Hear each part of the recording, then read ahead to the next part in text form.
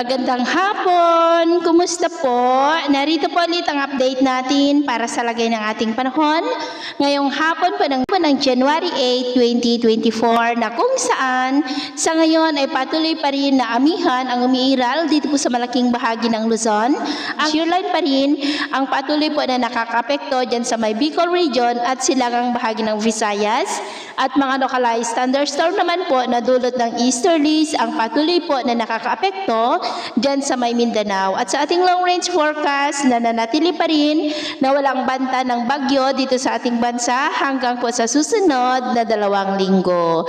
At sa lagay po ng ating panahon, ngayong hapon ay maayos ang panahon sa malaking bahagi ng ating bansa, pero may tsansa pa rin ng maulap na kalangitan with isolated rain sa silangang bahagi ng Cagayan Valley, Quezon, Bicol Region, Oriental Mindoro, Samar Provinces, Aklan, Zamboanga Peninsula, Northern Mindanao, Caraga, Davao at ilang bahagi po ng Sorsogon.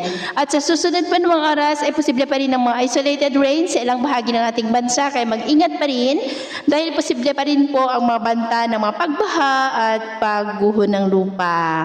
At sa atin naman po mga baybayin, dahil sa amihan ay may kataasan ng mga alon sa mga baybayin po ng Ilocos Norte, Babuyan Islands, Batanes at silangang baybayin ng Luzon hanggang po sa mga baybayin ng Northern Samar na ang mga alon po ay posibleng aabot hanggang po sa 1.9 to 2.8 meters height.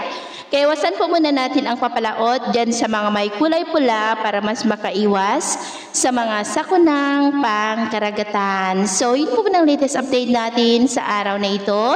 At ako po muli si James na nagsasabing sa kahit na ng pagsubok po na darating sa ating buhay, huwag po tayong mawawalan ng pag-asa. Thank you and God bless!